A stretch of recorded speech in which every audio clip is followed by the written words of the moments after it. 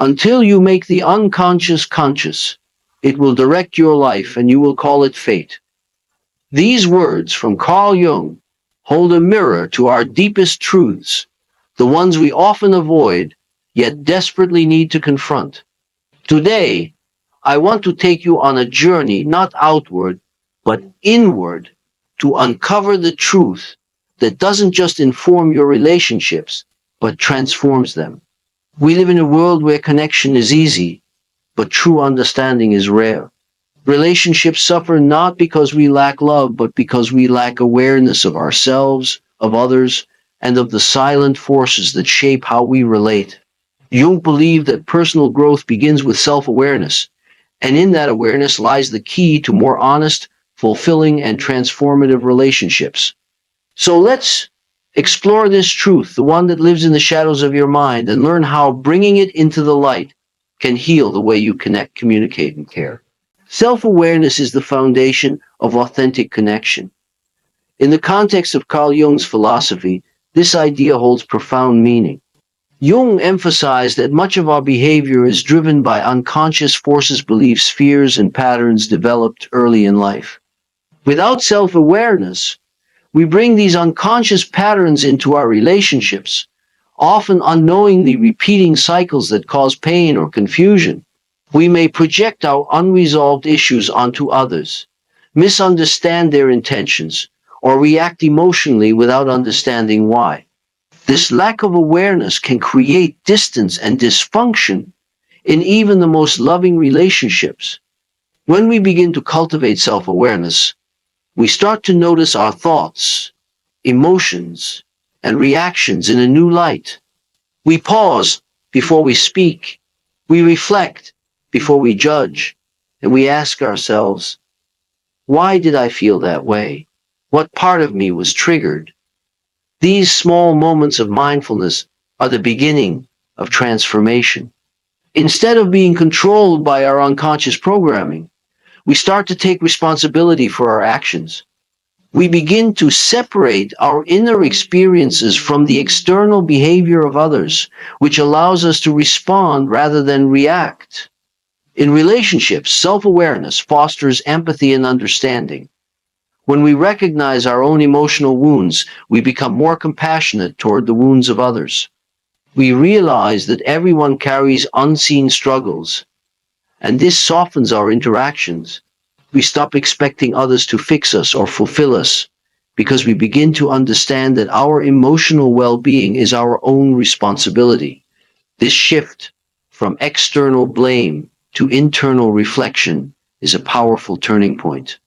It allows us to create relationships based on mutual respect and growth rather than dependency and projection. Moreover, self-awareness helps us to communicate more honestly. We become clearer about our needs, boundaries, and values. We are able to say, this is what I feel, or this is what I need, without shame or fear.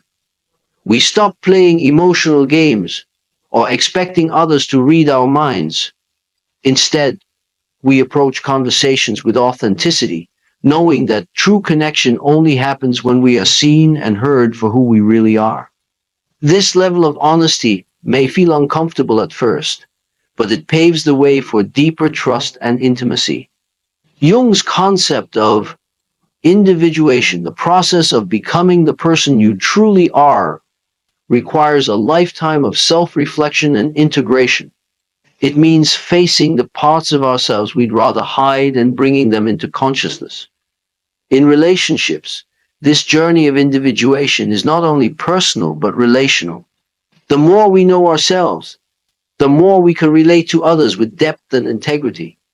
We begin to attract partners and friends who resonate with our authentic self, rather than a persona we project to be accepted. Self-awareness also enables us to set healthy boundaries. Often, people struggle in relationships because they don't know where they end and the other person begins. Without a clear sense of self, we may lose our identity in others, trying to please or control in order to feel safe. But when we are self-aware, we can engage in relationships without losing ourselves. We can love fully while maintaining our individuality. This balance between connection and autonomy is essential for long-term relationship health. The journey towards self-awareness is not easy. It demands courage, humility, and a willingness to look at parts of ourselves we might not like. But the reward is immense.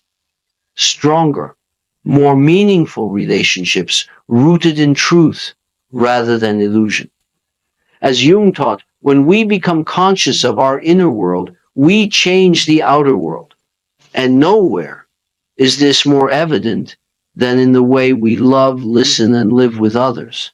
Projection distorts perception in relationships. This concept, central to Carl Jung's psychology, explains how we unconsciously attribute our own unwanted emotions, desires, and traits onto others. In doing so, we see them not as they truly are, but as reflections of our inner world.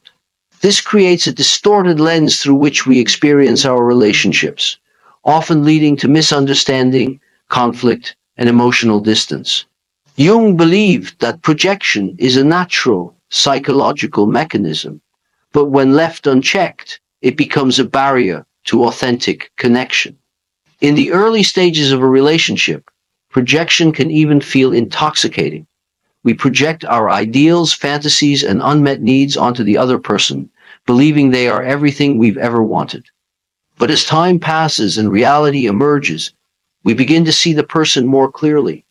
If we are unaware of our projections, we may feel disillusioned, thinking the other person has changed, when in fact it is our perception that has shifted.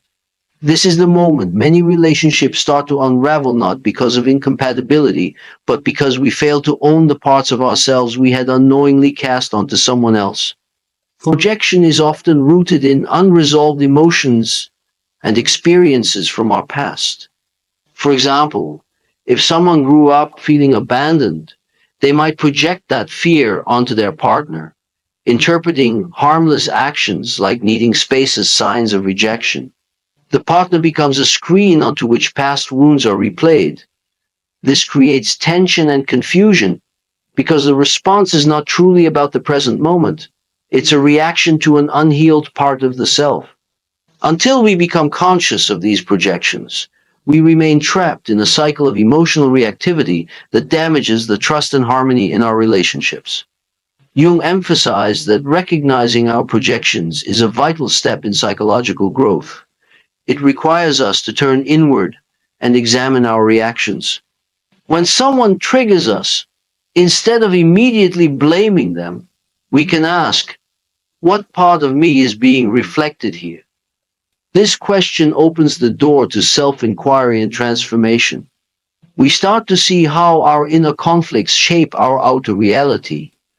By withdrawing projections, we not only see others more clearly, but we also reclaim the energy we had invested in maintaining illusions. In relationships, projection can also manifest in more subtle ways. We might expect others to validate us, complete us, or save us from our own discomfort. These expectations are often projections of our unmet inner needs. When those needs go unfulfilled, we feel resentment or disappointment, not realizing that we have placed an unrealistic burden on the other person. This dynamic is especially common in romantic relationships, where people often look for a partner to heal what only they can resolve within themselves. By becoming aware of projection, we begin to foster more conscious relationships. We stop assigning blame and start taking responsibility for our own emotional responses. We become curious rather than reactive. Instead of accusing someone of being cold, we explore our fear of abandonment. Instead of labeling someone as controlling, we consider where we might be giving away our own power. This inner work allows us to relate with clarity and compassion, breaking free from patterns that once seemed inevitable. Projection not only distorts how we see others, but also how we see ourselves. We might deny our own strengths by projecting them onto others, idolizing them while ignoring our own potential. Jung believed that both our light and shadow can be projected, and both must be recognized to become whole. When we integrate these projections, whether positive or negative, we grow in self-awareness and emotional maturity. We begin to see others as mirrors, not enemies or saviors, and this shift changes the entire dynamic of how we connect. Healing begins with owning your inner shadow. Carl Jung introduced the concept of the shadow to describe the unconscious part of our personality that contains traits, emotions, and impulses we reject or deny. These are aspects of ourselves that we often refuse to acknowledge because they conflict with our ideal self-image. Anger, jealousy, selfishness, insecurity, these are common elements of the shadow. Yet, repressing them doesn't make them disappear. It only drives them underground, where they continue to influence our behavior in subtle and often destructive ways. In relationships, this hidden part of ourselves can silently sabotage connection, communication, and trust. When we don't own our shadow, we project it onto others. We may see in them the very things we dislike or fear in ourselves. This is why we sometimes react strongly to certain people or situations they touch something unresolved within us. For example, someone who denies their own need for control might accuse others of being controlling, or a person who suppresses their anger may constantly feel attacked or misunderstood. These dynamics can become especially intense in close relationships, where emotional intimacy brings our inner wounds to the surface. Rather than facing these uncomfortable feelings, many people blame their partner, friend, or family member, believing the problem lies outside of themselves. Jung believed that true healing begins when we bring the shadow into consciousness. This doesn't mean acting out our darker impulses, but rather acknowledging them without shame or judgment. It means saying, yes, I have felt envy. Yes, I can be critical. Yes, I sometimes manipulate to get my way. This kind of radical honesty with oneself is difficult, but deeply liberating. It dissolves the need to wear masks or maintain false personas. It allows us to relate to others from a place of authenticity rather than fear. In relationships, shadow work opens the door to greater empathy and understanding. When we own our flaws, we become less reactive and more compassionate toward the imperfections of others. Instead of demanding that someone else be perfect, we recognize that all humans are works in progress. This creates a safe space where vulnerability can flourish. Both individuals can show up fully without fear of being judged or rejected for their mistakes or emotional baggage. This kind of mutual acceptance is a cornerstone of meaningful connection. Owning the shadow also empowers us to break toxic cycles. Often, people find themselves repeating the same patterns in relationships, choosing similar partners, experiencing the same conflicts, or ending up with the same heartbreak. These repetitive experiences are not coincidences. They are reflections of unresolved inner material. Until we face our shadow, we are unconsciously drawn to situations that mirror our wounds. We may even recreate the very dynamics we fear in an unconscious attempt to gain mastery over them. But without self-awareness, these efforts only lead to more pain. As we begin to integrate the shadow, we reclaim parts of ourselves that were once lost. Hidden within the shadow are not only our weaknesses but also our hidden strengths. The anger we suppress may contain courage. The envy we deny may point to desires we've neglected. The fear we avoid may hold the key to our growth. By embracing all parts of ourselves, we become more whole. And when we operate from a place of wholeness, we relate to others not out of neediness or fear, but out of genuine love and respect. Jung saw the integration of the shadow as a central task of individuation, the process of becoming our truest selves. This process is not about perfection, but about wholeness. It involves seeing the light in the dark within us and making peace with both. In relationships, this inner work is transformative. It helps us move beyond blame and defensiveness and into a deeper understanding of ourselves and those we love. True intimacy requires radical honesty and vulnerability. In the framework of Carl Jung's teachings, intimacy is not merely about physical closeness or emotional affection. It is about a deep meeting of Selveza connection that can only emerge when both individuals are willing to be truly seen. Jung understood that most people operate behind masks or personas, often shaped by social expectations, fear of rejection, or unresolved wounds. While these masks help us function in the world, they create barriers in our relationships. They keep us from showing up authentically, and without authenticity, intimacy cannot flourish. Radical honesty means telling the truth not just to others but to ourselves. It is the practice of speaking from the heart, even when the truth is uncomfortable or inconvenient. This kind of honesty doesn't mean being harsh or unfiltered. It means being courageous enough to express what we really feel, think, and need. It requires that we drop our defenses and communicate from a place of inner clarity. In relationships, this kind of truth telling creates a foundation of trust. When both people are honest about who they are, what they want, and where they stand, there is no room for manipulation, guessing games, or hidden agendas. What remains is the raw, beautiful reality of human connection. Vulnerability is the companion to radical honesty. It is the willingness to be emotionally exposed, to let someone see the parts of us that are still tender, uncertain, or afraid. Vulnerability is often misunderstood as weakness, but in truth, it is a profound act of strength. It takes immense courage to say, I don't know, I'm scared, or I need help. These are the moments that strip away pretense and open the door to real intimacy. When we are vulnerable, we invite others into our inner world, not just the parts we're proud of, but the whole landscape of our human experience. In relationships, many people fear vulnerability because it exposes them to potential rejection or hurt. Past wounds, betrayals, or traumas can create emotional armor, making it hard to trust again. But without vulnerability, relationships remain shallow, built on performance rather than presence.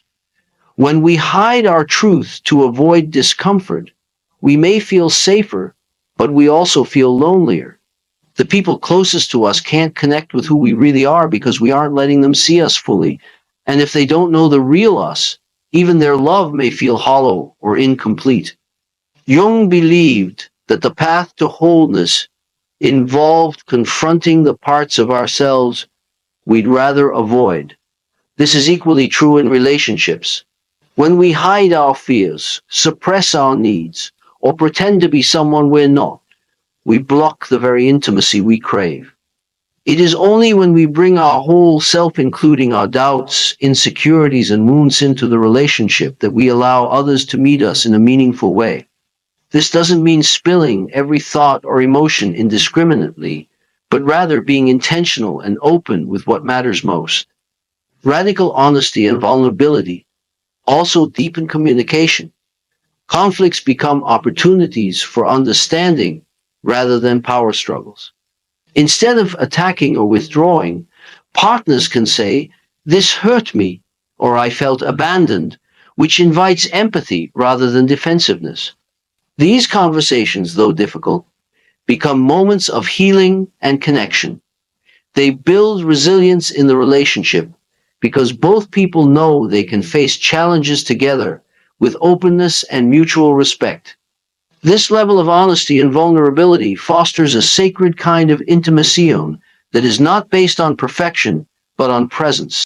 Each person becomes a safe harbor for the other, not because they never make mistakes, but because they are committed to truth and growth.